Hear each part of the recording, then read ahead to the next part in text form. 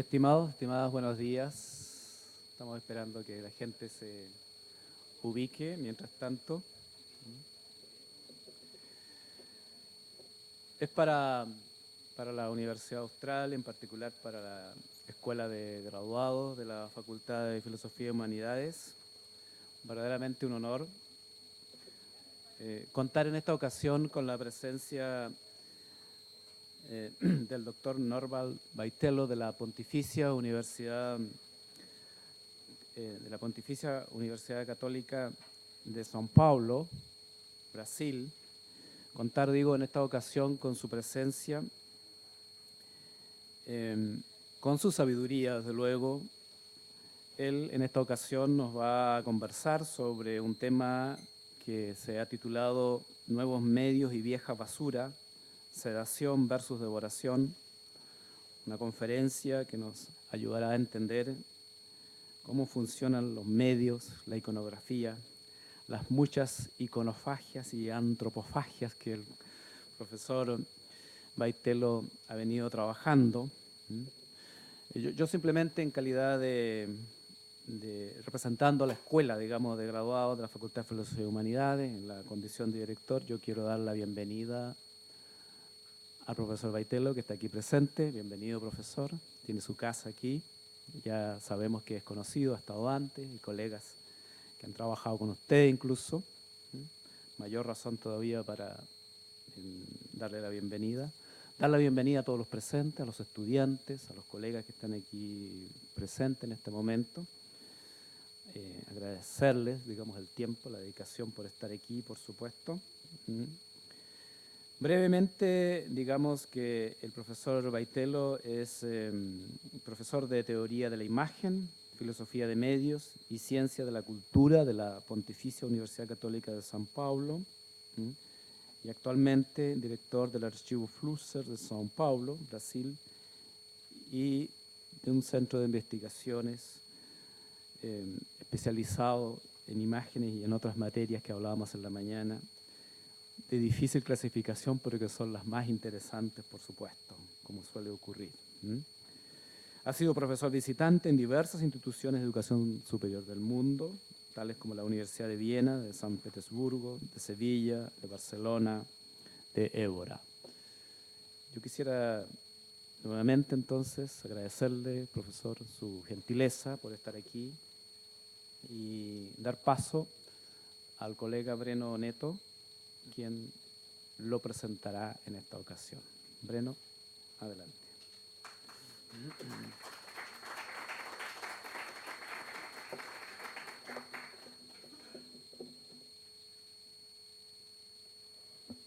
Buenos días a todos, autoridades, estudiantes, amigos.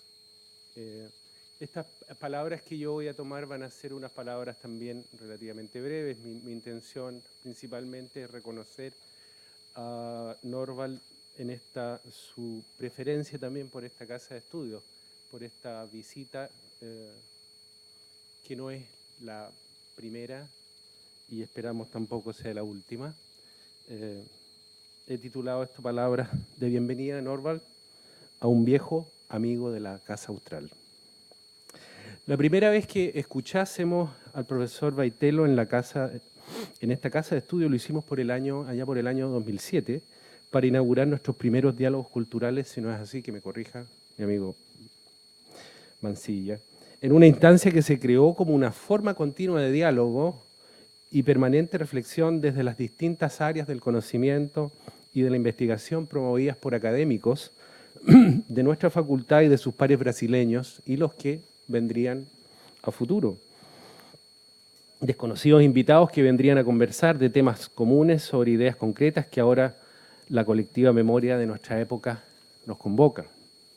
Al menos tal era la intención de las reflexiones y vínculos que aunaban las voluntades de quienes iniciaban esos primeros diálogos con los otros y con lo otro, lo actual y coyuntural que mirar desde diversas perspectivas y disciplinas.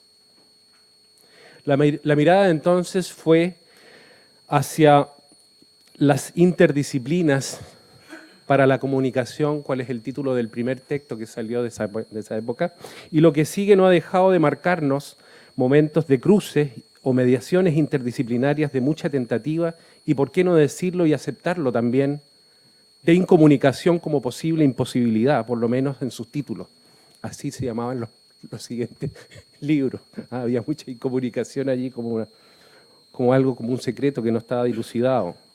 Sin embargo, lo que siempre ha primado, de plano, ha sido sobre todo un deseo de intercambio y de cruce amistoso entre nuestros invitados y nuestros temas como posibles miradas a nuestra cultura occidental o las culturas y problemas que compartimos pero que nos afectan y nos acechan y cercan nuestros mismos caminos. Norvald Vaitielo Jr. es un amigo de esta casa, nuestro amigo de la casa, pero esto pensado aquí desde los variados diálogos que han sido y que se han ido gestando en esta facultad, como el amigo inicial de la casa que nos marcase una ruta desde el principio por esas fechas de encuentros que hemos puesto ahí arriba, más arriba. El amigo de la casa, y aquí voy a parafrasear, un familiar texto de un filósofo germano que ha dispuesto mucha tinta en comentar, el habitar poético y no poético del hombre moderno. Digo entonces, el amigo de la casa es aquí quien comparte con nosotros el habitar actual, pero no cualquier habitar, sino un común habitar, y que recién desde allí resuena como un cohabitante de la casa, de nuestra casa académica austral. Pero lo que hace habitable en este caso no es un lenguaje poético, que también es sugerente, un decir poético con sentido, como lo despliega el filósofo con sus poetas predilectos, sino la emparentada y semejante indagación que sirve de encuentro este mediodía y que forma el quiasma definitorio de los cohabitantes que se hallan en eventuales comunes tareas, intereses afines y que cercan el quehacer y la labor de las casas de la vecindad que habitan estos mismos amigos. Este investigador, como ha sido sugerido también por Mercedes Arriaga en la presentación de una de sus obras principales en Sevilla, La era de la iconofagia, describe una era que entrega nuestro actuar y ser al primado de lo visual, al más informante, si bien asimismo también el sentido que pone más distancia entre nosotros los humanos en el mundo. Vivimos en la era de las imágenes, en una cultura de ella y para ella, y de sus inmediatos efectos que nos tornan definitivamente individuos sedados y cada vez más sedentarios, ya que no salimos a experimentar o pensar de forma más activa el mundo, ni experimentamos el mundo más que por imágenes que nos vienen suministradas por todos los medios ópticos y auditivos posibles de imaginar. Así es como nos llega y se nos va imponiendo paulatinamente en nuestro sentir, actuar y querer una memoria colectiva, un histórico archivo de internos y externos fantasmas que no son más que mediaciones mentales, filigranas tristes de un no mundo, o inmundo, habría que decir, en la época de la llegada del segundo platonismo, es decir, de esta nueva forma de habitar casi desde los aparatos, como lo ha instalado Flusser, pero también Anders desde los años 50 en adelante. Vaitielo nos recuerda que cada día nos alejamos más de nuestro primario contacto entre nosotros, de nuestra evidente y más genuina comunicación, la que parte y termina asimismo desde los cuerpos. Corporalidad manifiesta en lo próximo y que desaparece distante en los fantasmas abstractos y etéreos de los nuevos hijos de los dispositivos visuales de hoy, que se multiplican hoy también en los handys, en las cámaras multiuso que repiten nuestros rostros noticiosos y esos selfies de aparente amistad y de patente narcisismo como señales amistosas de aparatos que son enviados para los mismos aparatos en un permanente traslado y envío de imágenes como interconectadas emisiones entre las máquinas, entre programas con la fuerza humana reducida a lo digital y mental, nada más. De allí que sea la atención a esa comunicación de base, la primaria de los cuerpos, la conciencia de los cuerpos y no la inocencia falsa de los medios puramente lógicos o técnicos, quienes puedan restaurar la verdadera comunicación humana a futuro. Solo fungiendo, teniendo en cuenta la materialidad y espiritualidad sociocultural en una comprensión íntegra de nuestra naturaleza humana, se podrá evitar caer en los desquicios de evidentes mutilaciones o escisiones de esta naturaleza, o ser simplemente arrollados por nuestros aparatos técnicos en sus demandas y transformaciones provocadas en contra de nuestra naturaleza. La teoría de medios que aquí se impone amplía el sentido de lo medial a un espacio temporal que nos incluye en un cuerpo más vivo, más humano. Por ahí creemos ver que ronda uno de los nudos temáticos de nuestro invitado cohabitante de esta, su casa. Agradecemos esta presencia del profesor Norvald Vaitielo. Querido amigo, bienvenido.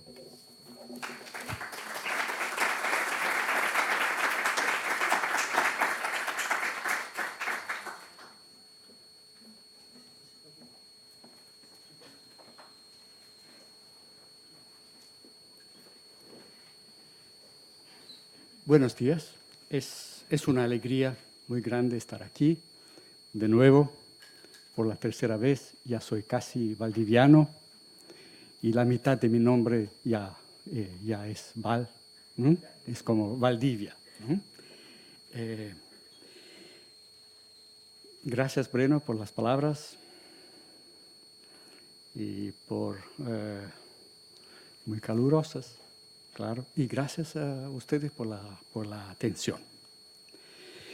Bueno, y por el sufrimiento de escuchar un español tan malo y no es español, es portuñol. Aunque el texto esté traducido al español, fue traducido por una uruguaya que ya vive hace muchos años en Brasil. Y entonces ya está muy contaminado por el portugués. Es una similitud muy peligrosa la del portugués y el español. Y a veces las palabras son iguales, pero los sentidos son el opuesto, ¿no? Y hay ese peligro. Bueno, voy a empezar diseñando un escenario con suposiciones. Suponemos que es el nombre de un libro del pensador Wilhelm Flusser, un pensador transgresor de la comunicación y de los medios, en el cual me apoyo en algunas de las ideas y a las cuales intento desarrollar un poco más y profundizar. Y entonces son presupuestos. Trabajo aquí con 15 presupuestos, 15 escenarios. Y aquí empiezo. El número 1, la sociedad contemporánea es en gran proporción fundada en la visualidad y en la imagen visual.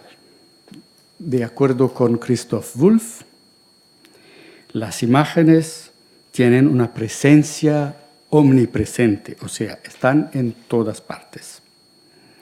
Y esto significa que nuestra sociabilidad, es constituida y organizada según la lógica de las imágenes y de la visualidad, con una enorme supremacía de la percepción del superficial y del plano, en prejuicio de todo lo que envuelve densidad, volumen, profundidad y peso. Esto significa que todas las realidades de la corporalidad, el gesto, la presencia, la lentitud, la complejidad sinestésica de todos los sentidos, la multisensorialidad, pierden espacio en la vida y en las interacciones contemporáneas, así como también pierden espacio las operaciones más complejas, pertenecientes al mundo de la lectura, pues este exige lentitud e inmersión en profundidades variadas.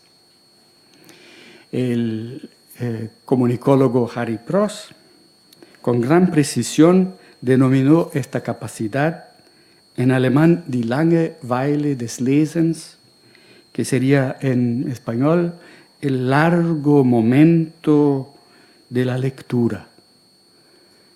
Y podemos quizás traducir un poco más poéticamente como la larga languidez, que es lánguido, perezoso, ¿no? La larga pereza de la lectura. Y eso tenemos que perder cuando trabajamos con imágenes.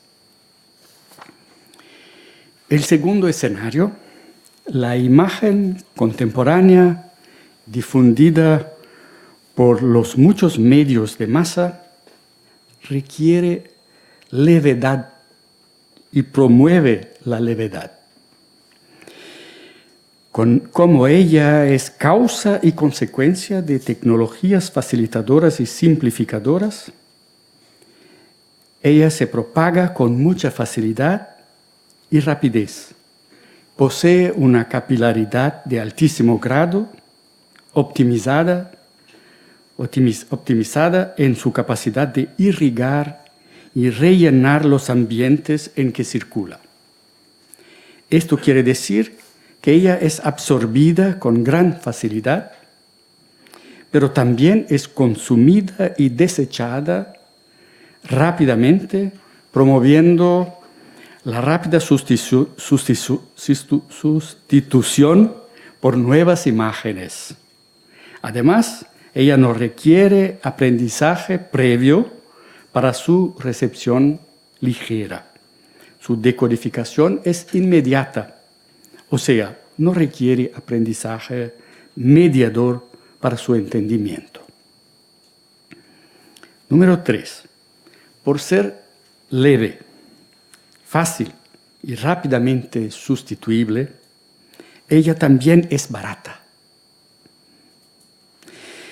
Ella pertenece a una lógica económica de lo perecible, de lo desechable, que solamente abre espacio para los objetos imagéticos de costo individual bajo o insignificante. Hoy día es barato hacer una fotografía. Nadie lo hace más. Costo cero. Hacemos con los celulares y las desechamos rápidamente cuando se desechan los aparatos, el soporte.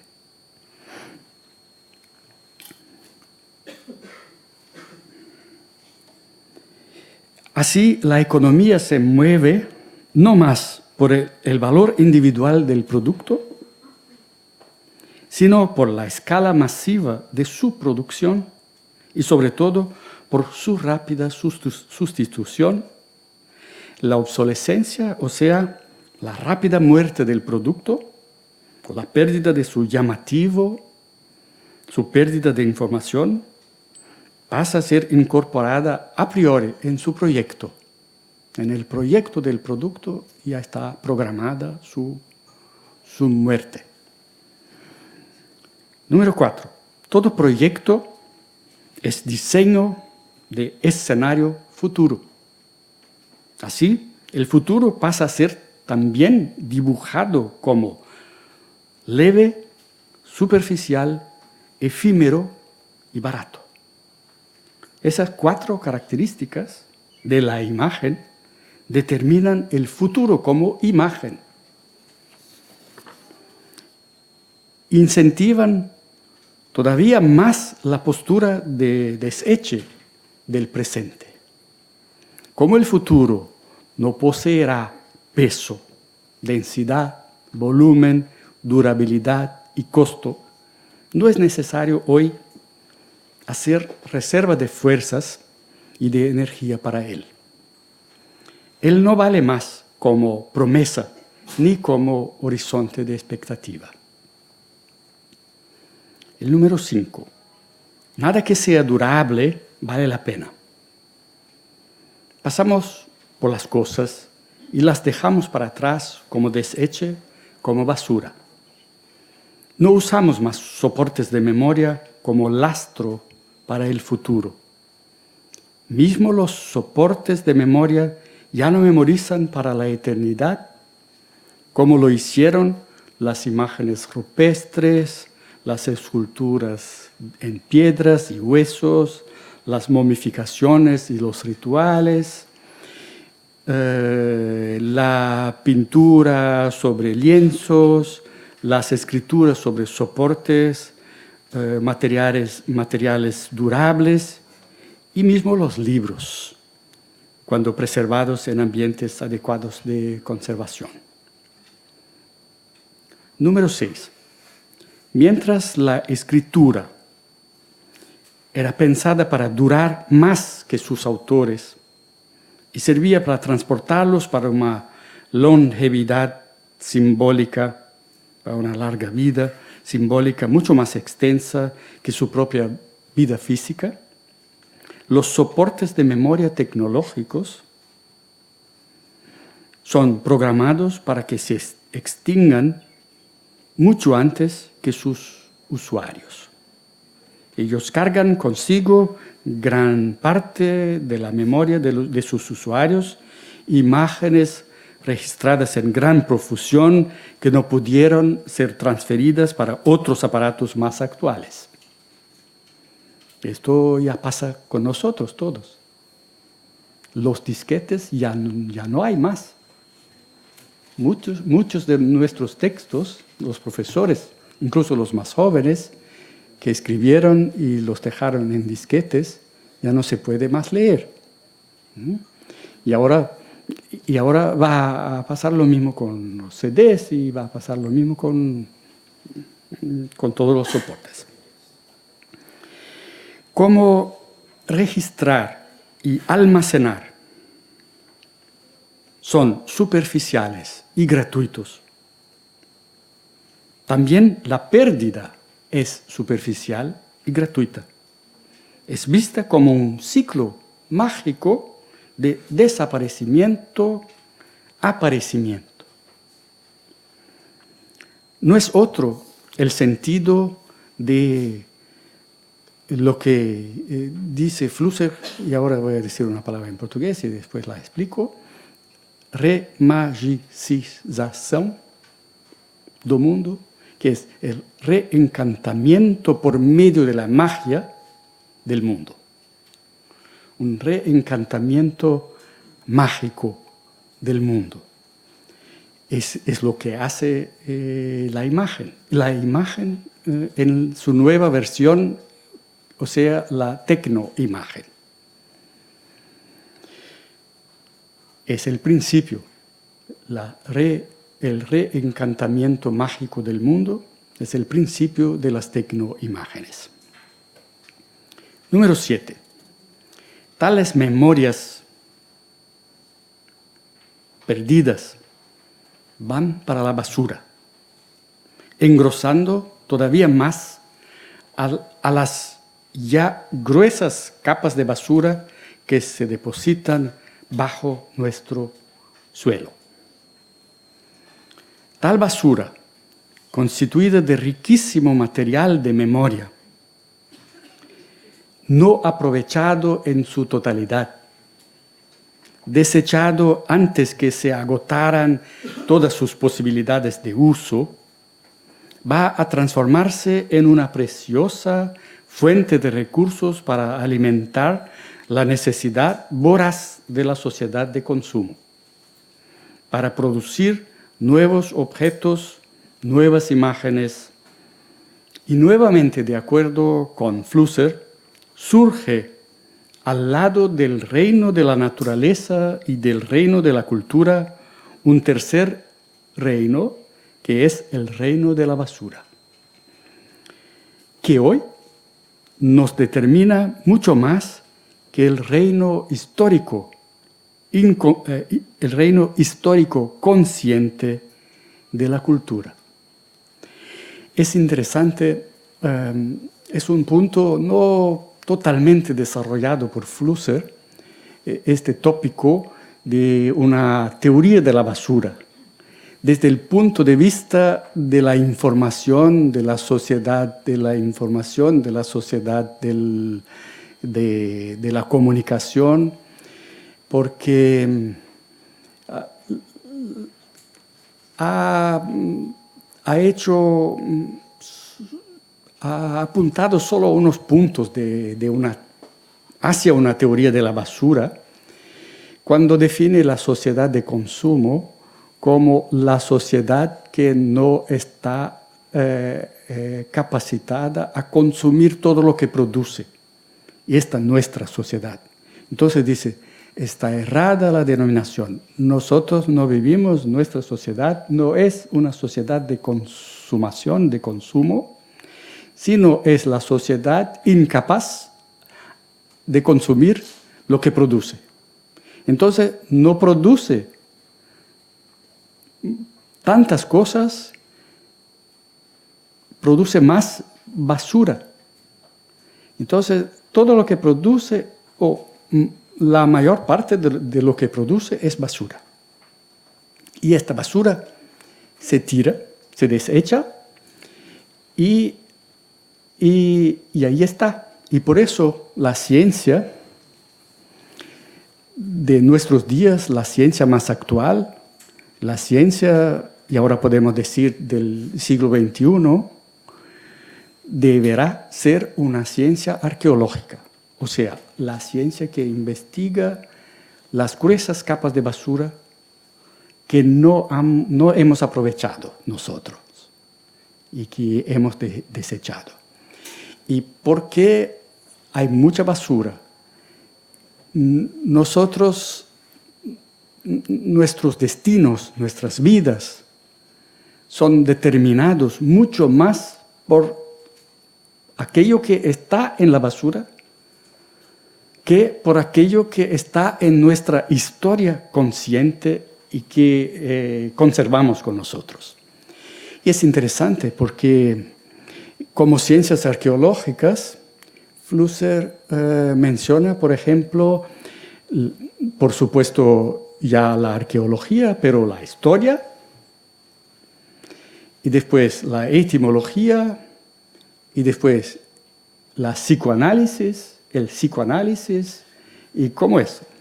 Y entonces, lo que tiramos de nuestra vida, desde nuestra vida, lo que desechamos, es lo que necesitamos más.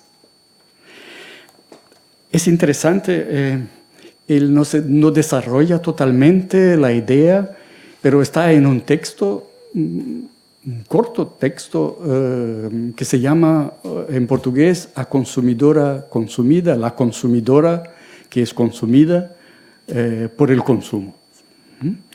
Y Rodrigo me ha traído un libro chileno de Tomás Mulián que se llama El consumo me consume.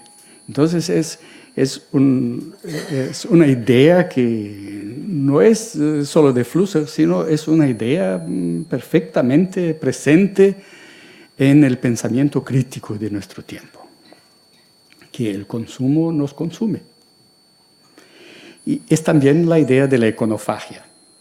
Cuando pensamos nosotros que estamos consumiendo a las imágenes, pero son las imágenes que nos consumen. Ellas saben mucho más sobre nosotros de lo que sabemos sobre ellas. Y se anticipan, nos consumen por antelación. Bueno, este fue el punto 7. Punto 8. Una vez que vivimos en la era de la imagen y de la visualidad, la acelerada producción de imágenes necesita mucha materia prima para alimentar el flujo histérico de los medios de imágenes. Ella encuentra tal materia prima en los depósitos de imágenes desechados y soterrados. Recicla las imágenes basura y las vehicula en nuevos vehículos, nuevos medios, para ser nuevamente consumidas como superficies baratas, leves, efímeras, y para ser rápidamente olvidadas y nuevamente desechadas y soterradas. Esta es la dinámica de los medios imagéticos contemporáneos, tan repetidamente explorados primeramente por la televisión, en sus modelos norteamericano, italiano, brasileño, chileno, mexicano, que han sido retratados por tantas películas de cine y por tantos artistas ya. Y uno de los ejemplos es Federico Fellini, que ha diseñado escenas muy interesantes sobre este circo de la televisión. Punto 9. La sociedad de consumo es aquella sociedad que no consigue consumir todo lo que produce, como lo ha dicho Flusser. Hoy día sabemos que sus restos y su basura son intencionales e inevitables. Son ellos que van a alimentar las máquinas que engendran el futuro, no sé si hay la palabra fugitivo, ¿sí? Fugitivo, veloz y superficial. Es una figura importante. El futuro que planeamos para nosotros hoy día es fugitivo, veloz y superficial, y barato. Son las máquinas de imágenes las invenciones más bien sucedidas del último siglo. Punto 10. Las máquinas de imágenes son también aquellas que más se desarrollaron y demandaron por inversiones en el final del siglo XIX y en el siglo XX. La fotografía, el cine, la televisión, los computadores personales, los celulares, los tablets, los laptops, los e-book readers y todo esto.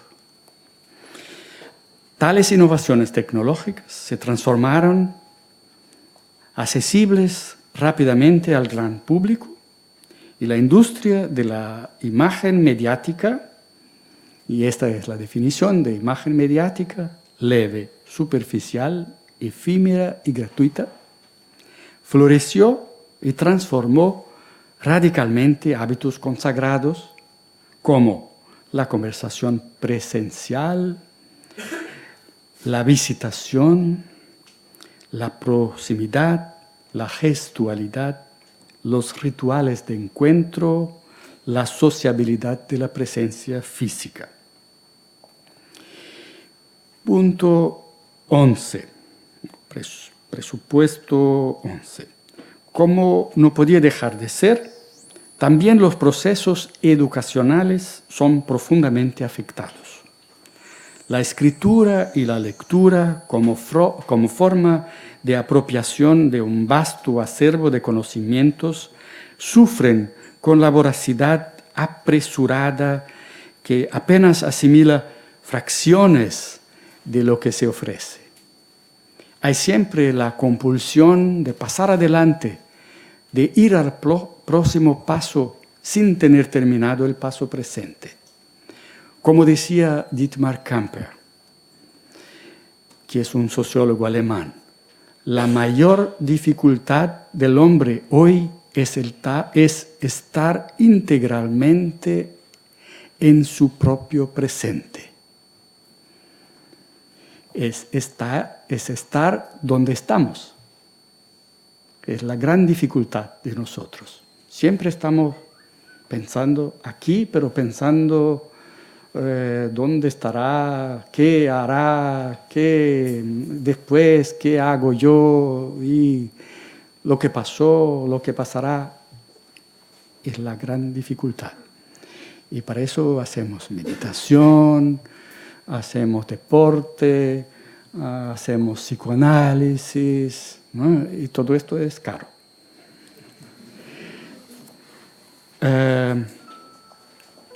Nunca, perdón, no consigo apagar mi celular.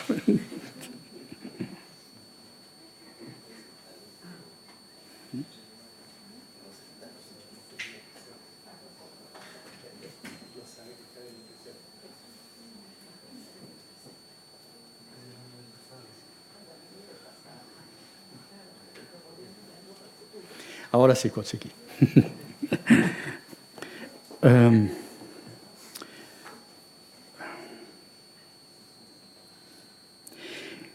Nunca los escapes para el futuro son irresistibles. Nunca estamos enteros en el presente y por eso nunca lo vivimos integralmente, siempre apenas sus fragmentos. Punto 12. Leemos textos hoy como si fueran imágenes, a los saltos, con idas y venidas aleatorias, veloces y fugaces, sin peso, sin densidad, sin linearidad y fragmentariamente. Los textos son devorados parcialmente, o sea, llenos de vacíos. Y eso no es bueno para la barriga, para la digestión, es aire. Sobre algunas partes saltamos y ellas quedan intocadas por la mirada veloz y ávida de futuro, apresurado y desatento. Un nuevo tipo de alfabetismo tendrá que ser practicado, la alfabetización de la presencia. Tenemos que volver a una alfabetización del cuerpo. Aprender de nuevo a tener cuerpo. Un cuerpo que sea un cuerpo presente y no un cuerpo virtual. Que rescata la vuelta de los refugios del futuro. El futuro nos sirve como refugio y no como esperanza, como expectativa, como escenario para después, como consecuencia de los actos y de la presencia. O sea, el futuro ya es una garganta voraz y fácil. 13. La imagen mediática omnipresente no apenas se ofrece como aperitivo ligero y barato, ella restablece los vectores de la acción y nos secuestra para los escenarios promisores idealizados del futuro, devorándonos la presencia y su corporeidad. A las dos operaciones las llamo iconofagia. Cuando nos alimentamos de imágenes y cuando ellas se alimentan de nuestras existencias, nuestro tiempo, nuestro espacio, nuestra imaginación, nuestro pensamiento y nuestro cuerpo. En los casos más extremos, de nuestro cuerpo. Y eso es lo que los médicos ya llaman disturbios de las imágenes corporales.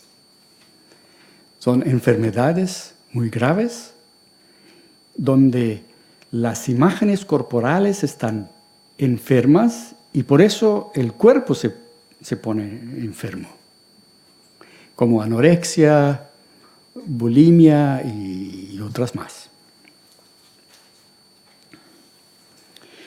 14. La iconofagia ocurre cuando nos alimentamos de imágenes, devorando sus atributos, apropiándonos de sus principales cualidades, aproximándonos de su realidad bidimensional, superficial, leve, efímera. Muchas veces nos transformamos mismo en imágenes y nos sentimos como tal. Pero también es iconofagia la operación inversa, en la cual son las imágenes que se apropian de nuestra gestualidad, de nuestra corporeidad, de nuestro tiempo, de nuestro espacio, reduciendo nuestra multisensorialidad, nuestra multisensorial sociabilidad, nuestra riqueza imagética interior, o sea, las imágenes que habitan nuestra caja negra de imágenes que es el pensamiento. Y también nuestra compleja vivencia del espacio y del tiempo. Y el punto 15. La iconofagia se transforma en principio regulador del tránsito entre humanos e imágenes, de la apropiación de unos por los otros. La iconofagia es el proceso de digestión incompleta y apresurada del otro. Un metabolismo que no quiebra adecuadamente las moléculas a ser asimiladas e incorporadas, dejando que el residuo del devorado, su parte indigesta, determine la futura naturaleza del devorador. Y esta es la lógica de la basura. O sea, la parte indigesta es que determina, no la parte digerida, es que determina el destino del devorador. En ese sentido, es el opuesto de lo que hicieron los antropófagos, porque devoraban justo las partes indigestas, o sea, el valor de los enemigos, su coraje, su valentía, ¿no? Sus cualidades, y no su carne. La carne era el mal necesario, comer la carne, ¿no? Lo que comían eran las cualidades, el abstracto. Con la iconofagia es el opuesto. El indigesto nos determina y no comemos lo mejor, sino comemos lo peor. Y es la lógica de las imágenes.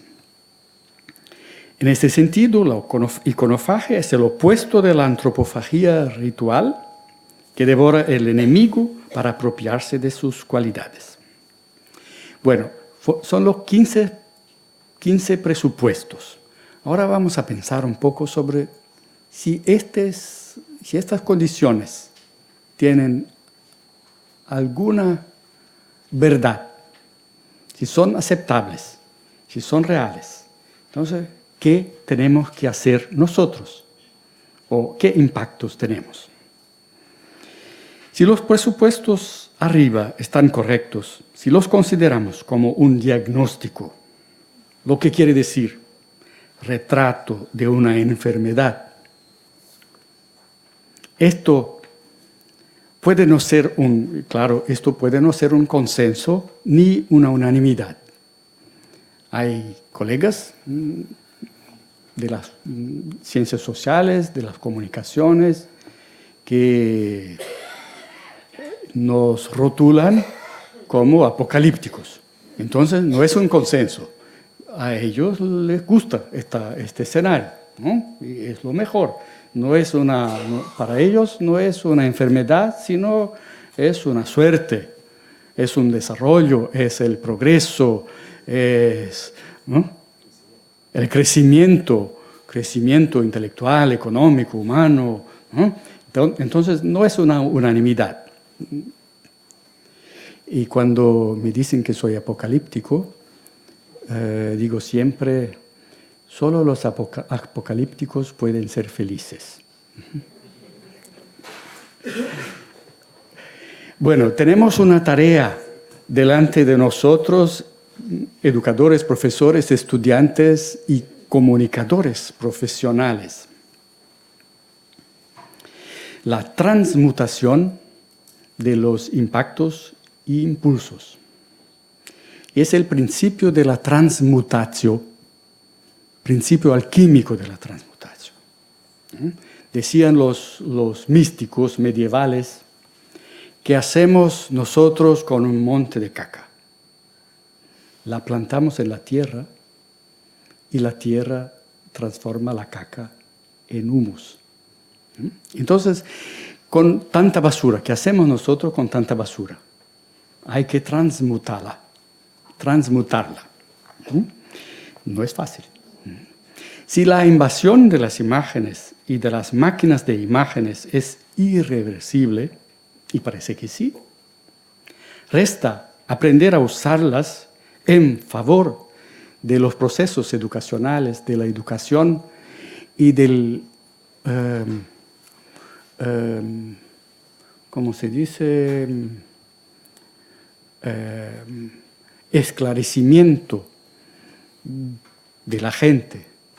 Es la función de los educadores. Es un poco iluminismo, pero un poco de iluminismo es necesario para nuestras vidas, ¿no? Si no creemos en nuestras profesiones, en nuestra tarea, entonces, bueno, tenemos que buscar el próximo árbol y adiós.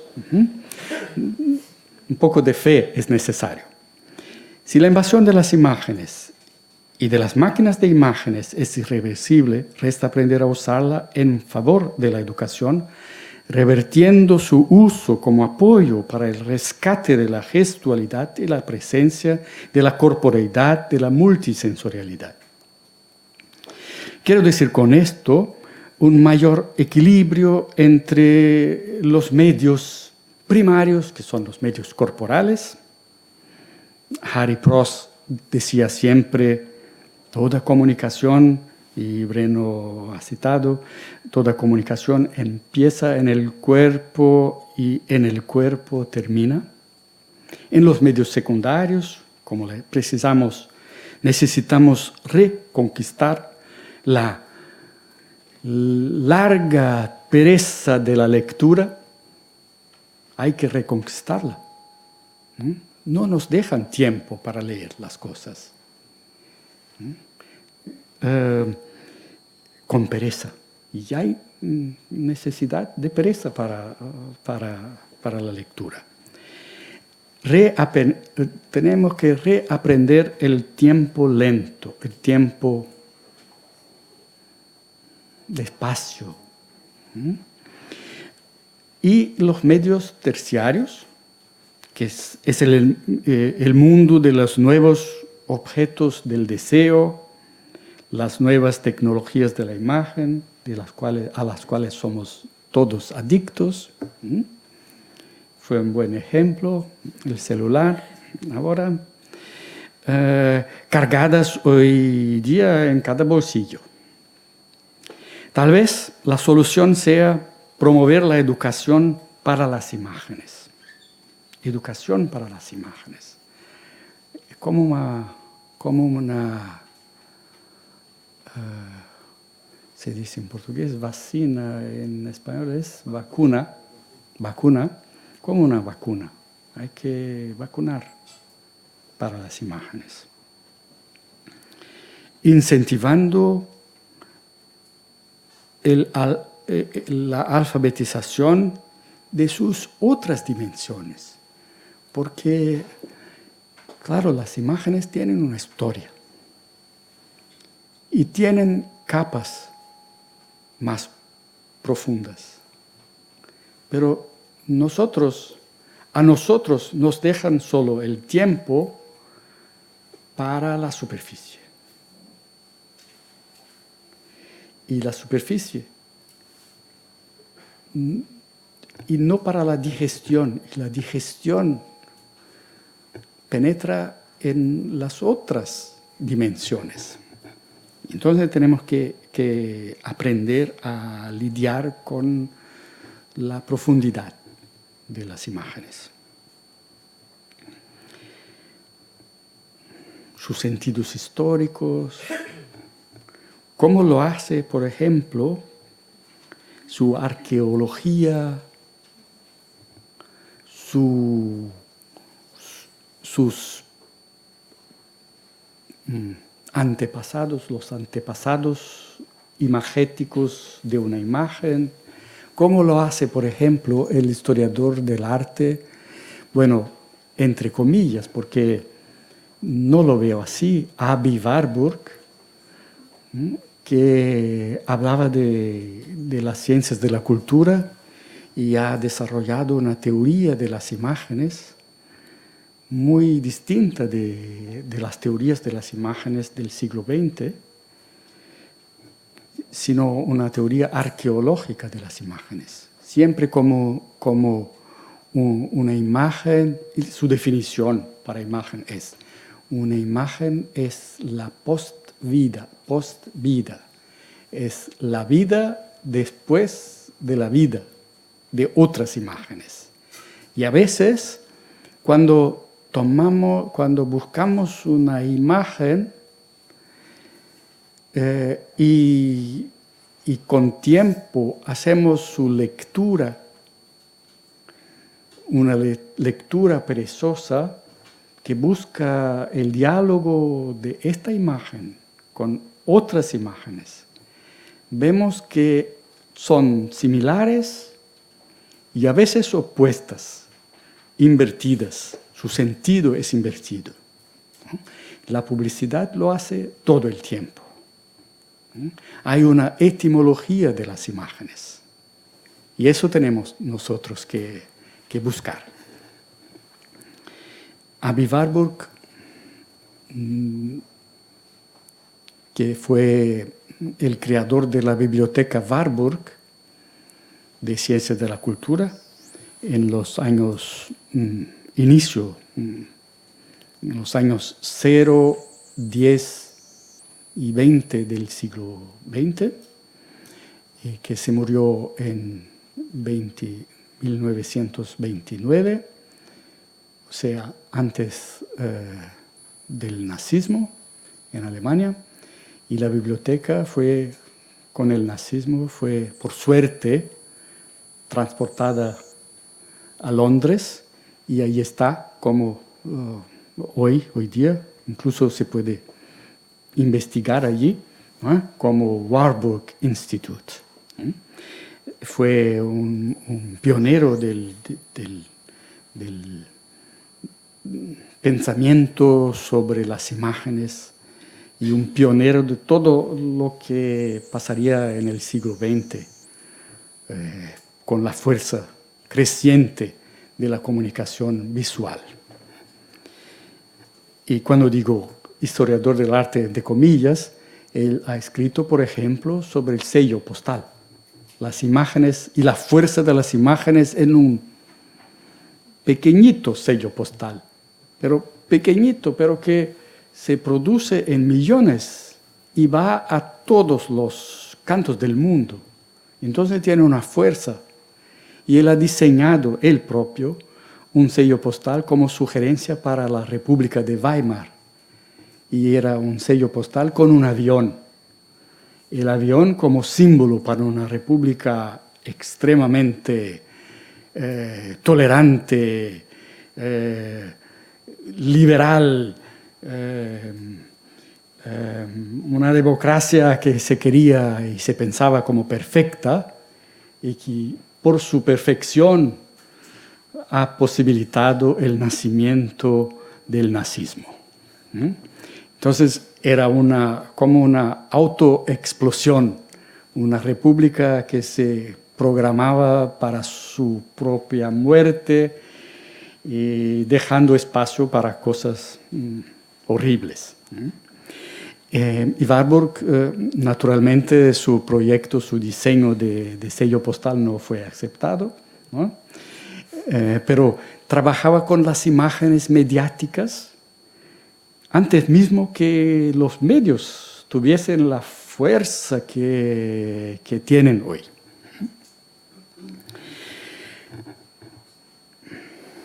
¿Dónde estoy?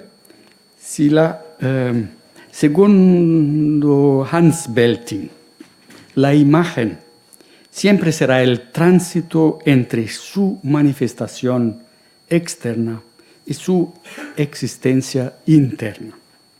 Si las imágenes externas están inflacionadas, las imágenes internas, las imágenes endógenas y su mundo, el mundo de la imaginación, pueden ser perjudicados en su alma, o sea, en la capacidad creativa.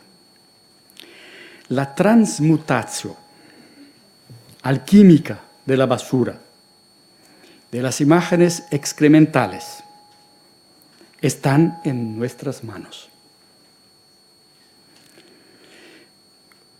La transmutación está en nuestras manos. De acuerdo con Flusser, el animal que mejor representa esta operación es el gusano, pues él transforma la basura en humus. Actualizando Zaratustra por medio de Nietzsche, que glorificaba las vacas por su capacidad de ruminar. ¿Se dice ruminar? Rumiar. Él decía, si no nos volvemos como las vacas, no entraremos en el reino del cielo. Zaratustra decía.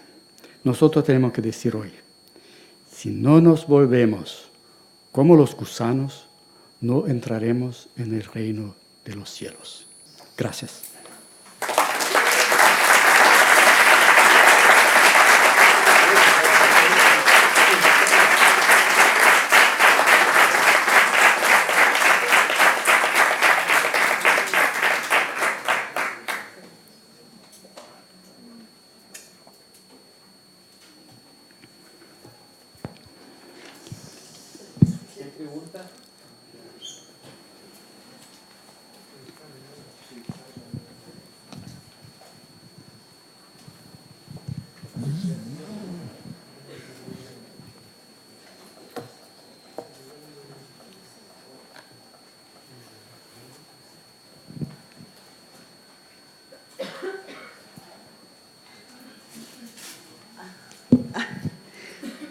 Buenas. Bueno. Estaba atenta a las 15 ítems de propuestos que terminaba con la iconofagia. Yo creo que otro aspecto que hace la tecnoimagen, que no, a lo mejor no está declarada entre esos 15, pero era una reflexión posterior, es que también la tecnoimagen está comiéndose el talento de generar la imagen. Es decir, ahora, antes había que tener y desarrollar un talento para generar una imagen. Ahora basta apretar un botón y se genera una imagen.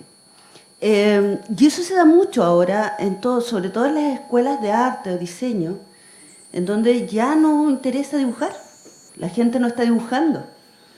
El talento se ha ido perdiendo, la habilidad de dibujar, la habilidad de observar también se ha ido perdiendo. Y eso yo creo que es un factor fundamental en la iconofagia. Eso. Sí. Es perfecto. Se puede ver en los niños y las niñas. Cuando son pequeños, dibujan muchísimo. Después empiezan a escribir y dejan de dibujar. Y después ya quieren, a los 7, a los 8, quieren sus teléfonos móviles. Tengo una hija con 7 y ya quiere Facebook, ayer entró en Skype, ¿no? y quiere su celular. Pero no es un celular común, quiere un celular con Apple Store. O sea, para comprar cosas. Y paró de dibujar con esto. Paró de dibujar, simplemente. Y esto es un síntoma para mí muy triste, porque cuando uno para de dibujar, también para de dibujar en su mente, o por lo menos disminuye la capacidad de dibujar mentalmente las cosas. Bueno, son fenómenos que nosotros tenemos que estudiar, investigar y ver cómo hacer. ¿Cómo hacer para y cómo buscar soluciones? Gracias.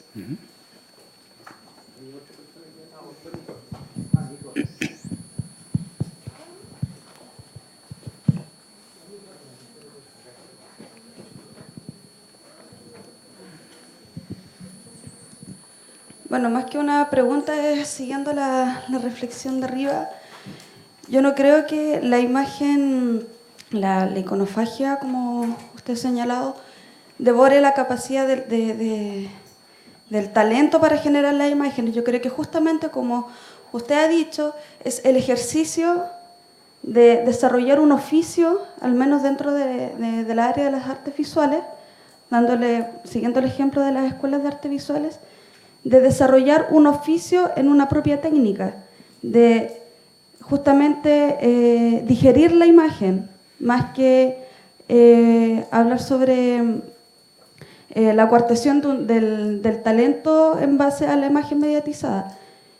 Y la idea justamente es, a través de estas imágenes mediatizadas que nos van consumiendo y van consumiendo nuestra capacidad crítica de enfrentarnos a la imagen, es también desarrollar, como usted ha dicho, una nueva concepción de estas imágenes mediatizadas y desarrollar una nueva técnica en base a estas nuevas imágenes mediatizadas. Es lo que en parte hacen las artes mediales dentro de nuestra área. Bueno, en realidad es solamente un comentario. Sí.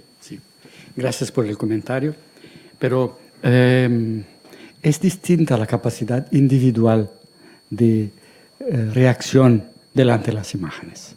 Hay personas que siguen, aunque la tele esté encendida y pase sus reiteradas imágenes del terremoto, y etcétera, siguen en sus imágenes mentales y siguen procesando.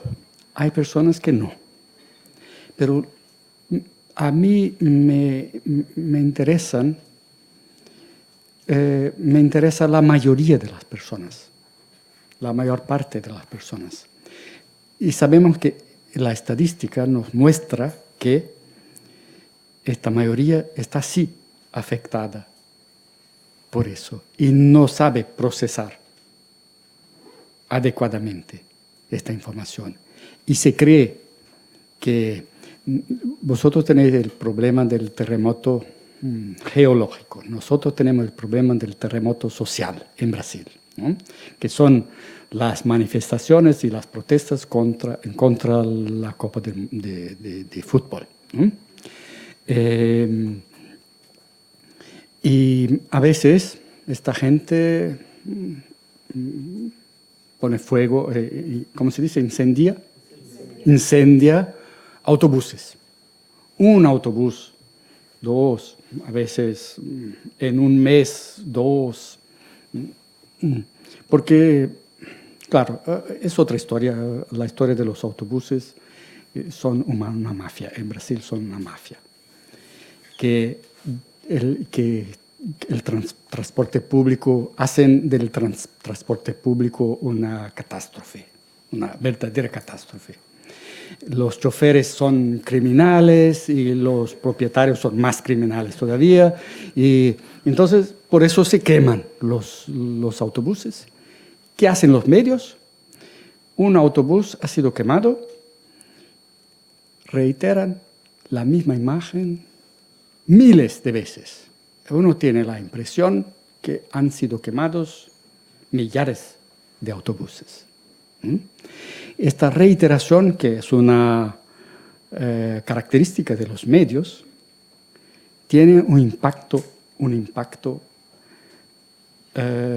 muy negativo sobre las personas más sencillas, que son los niños, que son las personas sin formación de escuela, de universidad y todo eso. O sea, la mayor parte de la población.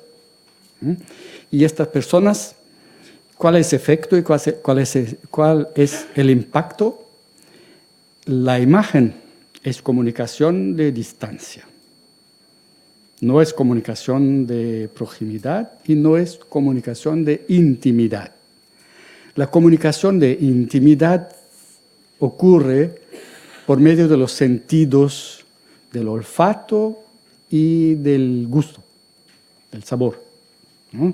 Nosotros todos tenemos una comunicación, se dice gustativa, cuando nacemos, por ejemplo, con la amamantación, es la comunicación gustativa, literalmente antropofágica, porque devoramos la madre, ¿no? O por lo menos su secreción, ¿no? Y después la comunicación de proximidad es también olfativa y táctil. Las tactilidades con la mano y la comunicación de distancia, que es la visual y la auditiva, son comunicación de alerta. Para los primates todos, para nosotros como primates también, nuestra historia, ¿no? La visión sirve como alerta para lo que viene, para el peligro. Y por eso la visión es fóbica. Fóbica viene de phobos, del griego, que significa miedo. Entonces, todo que se asocia con, nosotros, las dos lenguas son peligrosas en este IA, ¿no? En portugués, policía en portugués es policia, democracia en español, en portugués democracia, ¿no? Entonces, todo que se asocia con el visual tiene un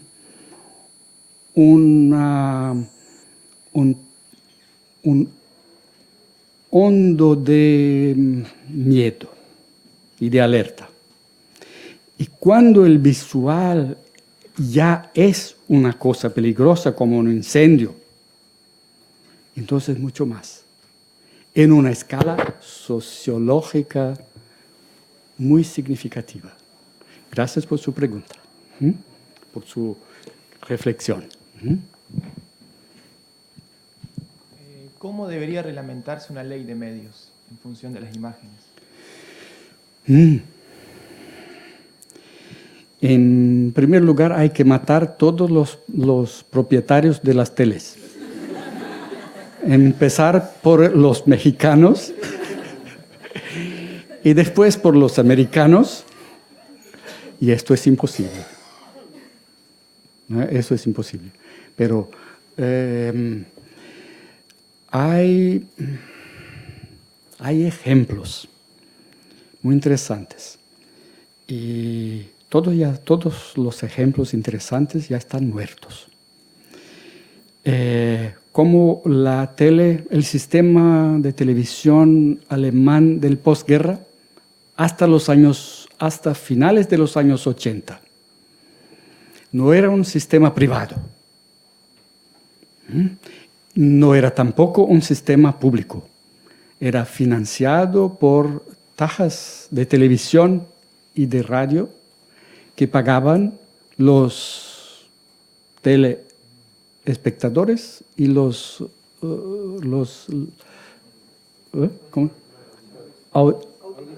auditores de radio, ¿no? Y entonces pagaban una taja como... ¿Has pagado también? ¿En Alemania has pagado también la taja de televisión? No. Entonces estabas ilegal, ¿no? Como 15 euros por 3 meses. Y esto financiaba a la televisión. Y la televisión tenía como principio,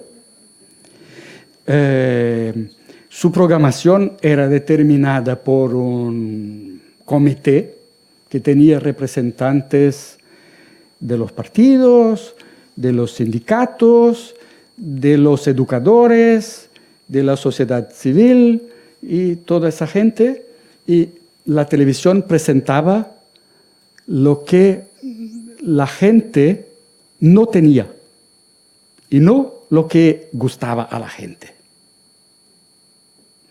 No era una repetición permanente de lo mismo, porque cuando uno pregunta, ¿qué quiere usted ver en la tele? Nosotros pensamos inmediatamente en lo que hemos visto ayer. Ah, sí, novela, entretenimiento. No. Entonces, las televisiones tenían un programa 1, un canal 1, canal 2 y canal 3. El 1 era un poco más popular, más entretenimiento. El 2 ya tenía más educación. Y el 3 era programas de alto nivel, altísimo nivel intelectual, con discusiones, y toda la gente pagaba por eso. Y después se privatizó. Ellos siguen existiendo, pero ahora tienen como concurrencia los canales privados que ofrecen mujeres desnudas y gente y talk shows con temas banales, triviales del cotidiano y con celebridades y esto más, ¿no? O sea, tenemos un problema muy especial en las manos. Tenemos un problema muy grave en las manos. ¿Cómo hacerlo? Y tal vez no tenemos fuerza suficiente para combatir a los criminales, los millonarios propietarios de los medios hoy día.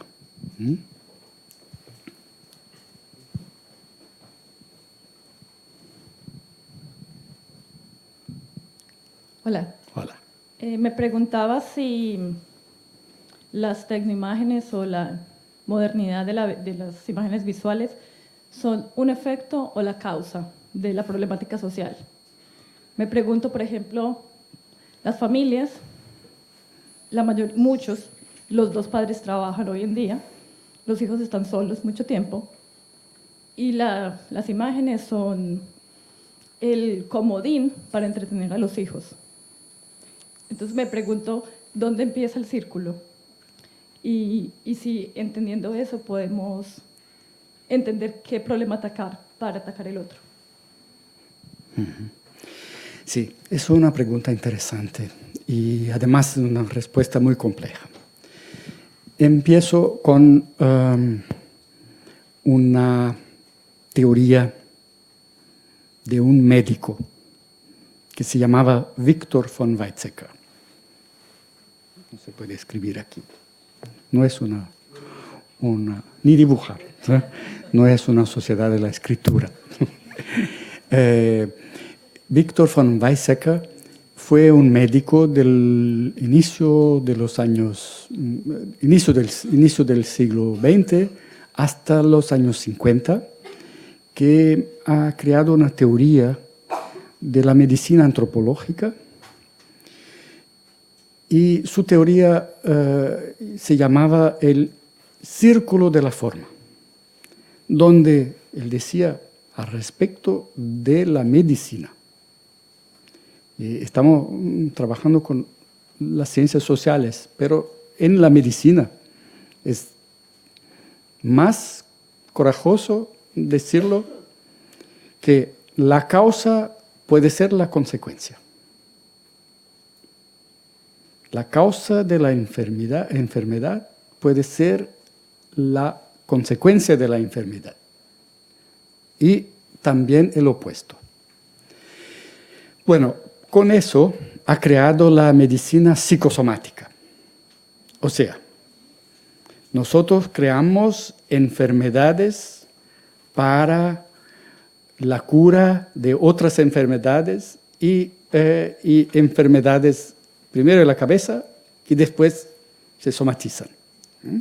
Bueno, con las imágenes es el mismo. No sabemos y no podemos decir, y no es posible decir, dónde empieza. Porque a veces una imagen técnica, como la imagen de los hermanos Lumière en Francia, del tren que viene y el público sentado en sus caderas empieza a huir del cine, ¿no? Es una imagen técnica. Bueno, se inaugura una nueva realidad, que puede ser una realidad increíble, maravillosa. Uno puede ver una planta cómo crece por medio de las imágenes técnicas. O uno puede ver el micro gesto de la comunicación humana, que es el gesto de las cejas.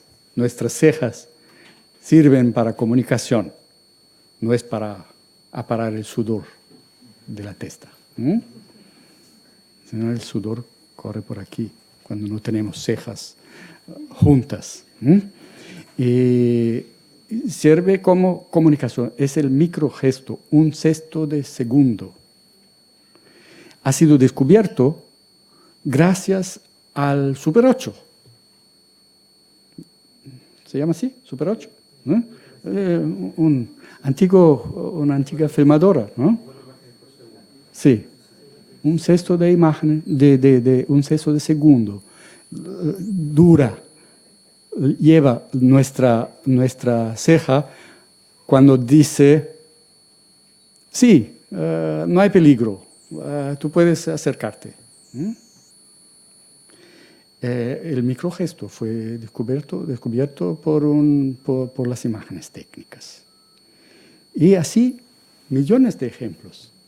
Ellas pueden ser muy bien usadas, y lo son en ciencia. Y podemos hacerlo también, ¿no? Con respecto a los niños, hay un botón, que es el botón off. Es el mejor botón para los padres. En vez de, cuando estamos con los niños, correr, jugar, dibujar, hacerlo todo. Y reducir el tiempo de la tele. Es una sedación, la tele es una sedación. Naturalmente es perfecto cuando tenemos niños pequeños y ya estamos cansados y llegamos a casa y los niños quieren actividad y más actividad y son incansables. Entonces la tele, naturalmente. Pero lo menos que puedas.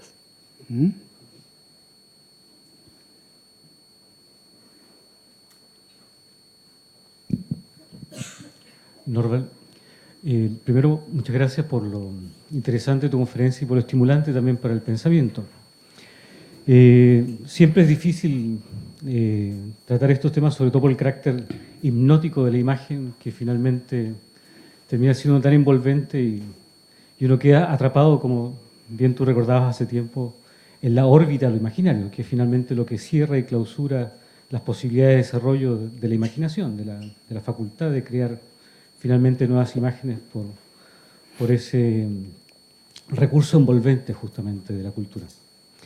Pero hoy día has hablado también no solamente de esta posibilidad de convertirnos en gusanos frente, ¿cierto?, a esta basura propia de la indigestión imagética en la cual nosotros vivimos, sino también has hablado de la etimología de la imagen. Y eso quisiera yo pedirte que profundizaras un poco más en ello, porque sabemos que una de las cosas que le falta justamente a nuestra cultura es la capacidad de enfrentarse con un lenguaje propio a las imágenes, entender que las imágenes tienen un lenguaje que le es propio y le pertenece, y nosotros seguimos utilizando una codificación que viene más bien de otra esfera, ¿no? Más bien propia de la escritura. Y tú hablabas justamente de este Langeweile de Slessel, y en el fondo hay que buscar un modo de tratar de entender, de demorarse frente a la imagen de manera distinta también de cómo nosotros lo hacemos a través de las imágenes. Y hace mucho tiempo en tus trabajos has mencionado de que en el fondo las imágenes se devoran otras imágenes, un proceso parte también que va de la antropofagia a la iconofagia, y en el fondo, en ese proceso de devoración propio de las imágenes, estaría también quizás la clave para poder entender un poco esta idea de la etimología de las imágenes. Entonces quisiera pedirte que si podrías expandirte un poco más en esta idea, ¿no? Sí, sí. Gracias, Mauricio, a ti por la pregunta y por la memoria de este fenómeno tan importante que es la etimología, de esta disciplina tan importante que es la etimología. Nosotros tenemos, hemos olvidado la etimología, ¿no? Incluso la gente que trabaja con palabras, y eso es una pérdida muy grande. La palabra imagen, no hay certeza, no es seguro que esté correcta, pero es probable que sea pariente, o sea, venga de la misma familia o de la misma origen que la palabra magia. Y incluso de la palabra máquina. Y la origen más lejana que sabemos es de la lengua indoeuropea, que es de la lengua indoeuropea, que es la lengua madre del griego, del latín, de las lenguas germánicas, de las lenguas eslavas, del persa antiguo, incluso del sánscrito, y por eso se llama indoeuropeo. Fue la lengua de los nómades de Europa 10.000 años, hace 12.000 años. Y es una lengua reconstruida a partir de las palabras de todas estas lenguas. Y es muy interesante porque los rusos, que son muy locos en este sentido, muy corajosos, muy usados en estas lenguas reconstruidas, en arqueología de las palabras, han hecho un diccionario del indoeuropeo. Y la palabra de la cual probablemente viene imagen es mag, o el radical, mag, que produce en griego mágina, que después produce máquina, y produce magia y imagen. Bueno, si hacemos un poquito de ejercicio mental, no es difícil imaginar que máquina, magia y imagen tienen algo en común. Cuando vemos una máquina como esta, es como mágica. Cuando niños ven la tele, se imaginan que hay un hombrecito en la tele, en el aparato. Entonces ese es el pensamiento mágico. Y así con las máquinas y así con las imágenes. Bueno, sobre etimología podemos decir esto, ¿no? Y ahora sobre la post-vida de las imágenes. Una imagen siempre trabaja con una tradición de imágenes o un motivo. Te puedo mencionar ahora un libro de del filósofo italiano Carlo Ginzburg, sobre el miedo, la reverencia y el horror. Y él trabaja con el concepto de Warburg, de fórmula de emoción. Warburg definía la imagen como una fórmula de pathos. Pathos en griego, que quiere decir sufrimiento, emoción, apasionamiento. de patos viene pasión, que una imagen es siempre una fórmula de apasionamiento.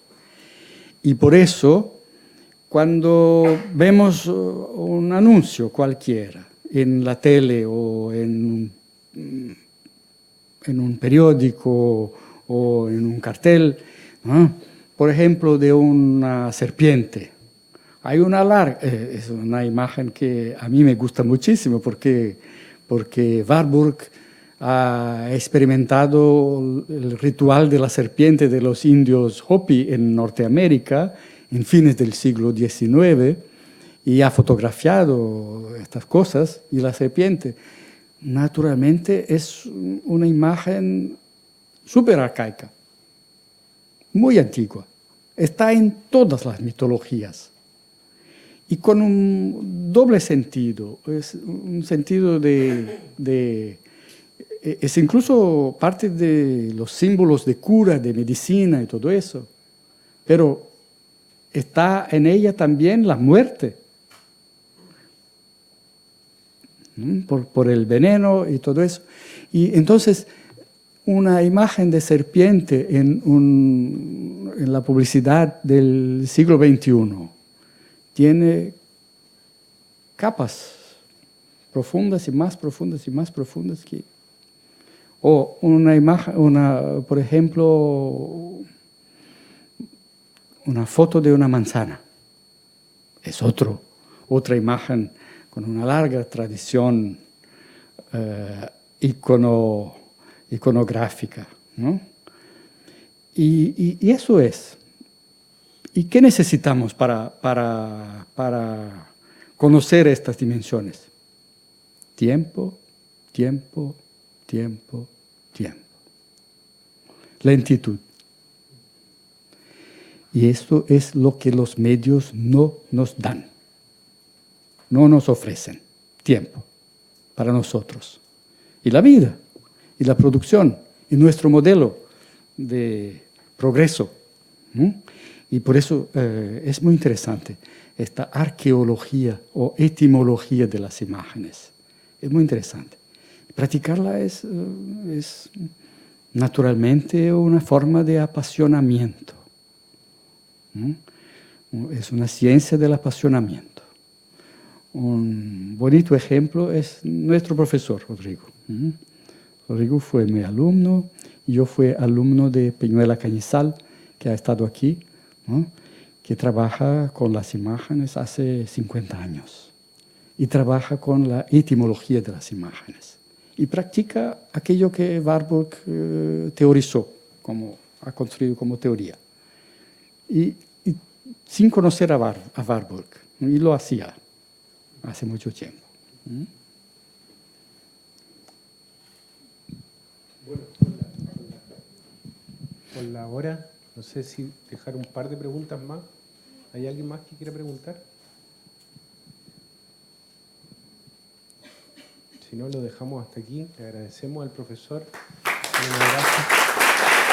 A usted.